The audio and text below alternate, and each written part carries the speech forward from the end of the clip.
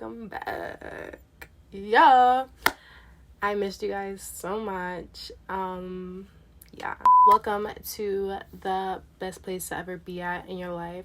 If you're here for a reason. Welcome. I'm happy to be the person to deliver this message to you.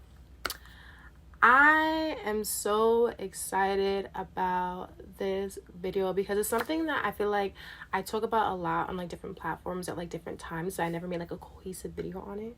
So I'm going to be addressing the it girl, soft girl thing. So I don't know about you guys. I don't know if it was like a 2022 thing or if it's just like gonna be like a thing forever.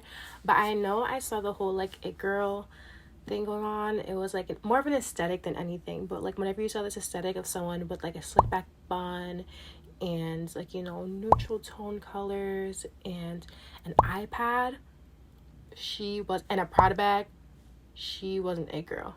Like, she had her life together. Like, if she was sipping on an iced coffee, she had her life together.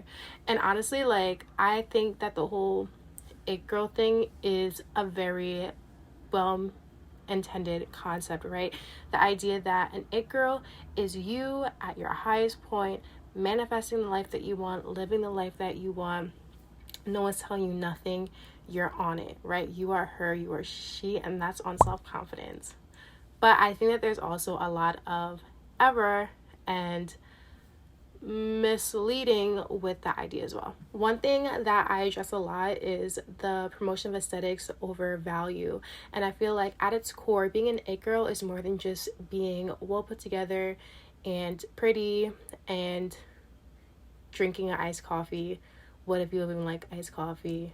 What if you don't like coffee at all? I think that the idea of being an it girl should be more rooted in principles rather than just an aesthetic. So I'm going to share with you guys ways that I practice being an it girl and how you can be an it girl too in your own way. Number one is an it girl has a support system. Now, for some people, you might be thinking like, oh, well, I guess I'm never going to be an it girl. Like, I'm not close to my family. I don't have any friends. No, an it girl has a support system because an it girl knows that she can't do anything alone. One thing that I realized in becoming this version of myself that I currently am, which I'm not going to deem higher or lower, just simply my present self, is that I can't do anything alone. And that's something that 2022 really taught me. Is I'm grateful to have family, but I'm sure that there's someone or something in your life. And if you can't think of a person right now, I want to introduce you to God. That's the entity, that's the being, that's the presence that really got me through a lot last year, and even to this present day allowed me to grow into this it girl, because I know that I can do all things through Christ who strengthens me, right? Like, I can't do all this stuff on my own. So having a support system, having someone that I can vent to, someone that I can lean on for wisdom, and just something other than myself is like the bomb. Number two is an it girl always shows up. Now, this is coming from someone who is a procrastinator, has a fear of rejection, is a perfectionist. All those things combined, for me, sometimes it could be really hard to show up. But I challenged myself last year and into this present day to do things that I don't want to do. And it was something that sounds like a small act, right? Like, well, first of all, you might be thinking like, why would you do something that you don't want to do? Exactly. I didn't want to do things because I either didn't feel like it was the right time, I didn't feel like I was good enough, I didn't know what other people say about me. I'm not talking about like pressure yourself into fitting in with other people. I mean, I didn't feel like considering like, you know, I was in school, like if I didn't feel like writing a paper, I would write the paper because I didn't feel like writing the paper. If it came to going to the gym, I would go to the gym even though I did not feel like going to the gym. And what this taught me is the value of simply doing something rather than nothing. I don't know if you guys ever heard this, but like in school, my teachers always say like, oh, like a late is better than a zero. I'm like, that's true. Clearly you could tell I was a procrastinator, but seriously, like simply doing something is better than doing nothing at all, because number one, it builds up discipline and habit. Even if you do something, maybe not the way that you wanted to, at least you get in the habit of doing something. Number two is practice makes perfect. If you wait on the perfect timing to do something until you feel like you're completely ready and have this great idea, your idea may not be executed as well as you want to, simply because you don't have the practice that it takes in order for that to be successful. There's so much value in showing up, and once you show up for yourself once, you're going to be encouraged to do it more and more and more. And I said this in a previous video, but it all starts with the mentality of let me just go to the gym and walk on a treadmill for 20 minutes, and then I could go. I promise you guys, you're probably not going to end up leaving after 20 minutes. Maybe you'll decide to do like the Stairmaster, anything. The point is you showed up and you did something. Even if you decide to do nothing else after that, you accomplished something. Number 3 is an it girl knows when to get rid of something. It sometimes can be so hard for me to let go of things. I'm like, oh my gosh, I remember in middle school when I drew that picture, and I remember like what I thought of when I drew stuff, or like, you know, I just relate a lot of tangible things to moments in my life, and I feel like if I hold on to the tangible things, I'll somehow be able to hold on to the moments in life. Like, that is true in a sense, but also in order for you to allow God to bless you with the new things that you're asking for, you have to be able to get rid of the old things. So I don't mean get rid of like family valuable items. I mean, get rid of that t-shirt that you got when you were in 3rd grade and you got a large because they ran out of smalls, and you still wear it as your pajamas. It girls don't do that. It girls know when to get rid of things that no longer serve them. Not only no longer serve them in a selfish standpoint, but in more of a sense of takes up too much space, right? It's really important to know when to get rid of certain items, certain relationships, certain mindsets, certain ways of living. You have to be able to get rid of certain things of your life if you want to start elevating to a new sense. A way that I see myself play this out was getting rid of my old mindset towards consumerism. One thing that I've been really challenging myself with is the essentialist mindset. And this is something that's challenging, so I'm not perfect at it. So if you see me acting out of like, you know, the ordinary, then don't judge me. But basically, I've been challenging myself to not just be a consumer and just buy things off of emotion in the moment, but think about the value of stuff and if I really need it. I've also been using this essentialist mindset to get rid of things that I don't even use. So I've been kind of trying to take track of what I use in a week. As far as skincare, I don't really wear makeup, but whenever I do wear makeup, clothing, and getting rid of things that I haven't worn in a while, but say, oh, maybe one day, or maybe possibly, because that one day probably won't come, or it might just be simply one day that you decide to wear it, and I realize someone else can get more use out of that than I can.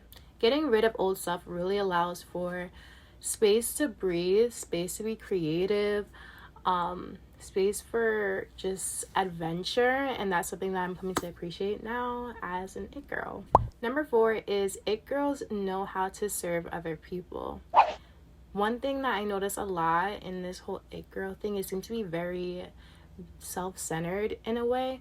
What brings me peace, what brings me joy, what do I want to do, which is really good if you're someone who struggles with boundaries and is a people pleaser. But I think it's also really important to remember that there's balance, right? And that the world does not revolve around you, and that in order for you to also receive, you have to also be willing to give. One thing that I found challenging for myself but also really fulfilling was serving people. And I don't mean you have to go to a soup kitchen every Saturday. I don't mean that you need to donate all your money. I mean that you should really be conscious of ways throughout your day that you can make someone else's life better. And if you think of this in any context, people who receive a lot are people who are able to provide value to a demographic or to a marketplace. When it comes to business, Amazon gets, but no matter how you feel about Amazon, they make a lot of money because they know how to provide value for their customers, whether it be quick shipping, low prices, a lot of options. So think about for yourself, if you want to be able to be someone who's well received and is able to find peace and find all the things you're looking for, how are you offering peace to other people? How are you making other people's life more convenient? Because in this life, you can't just have your way without offering anything else to the world. So maybe challenge yourself today.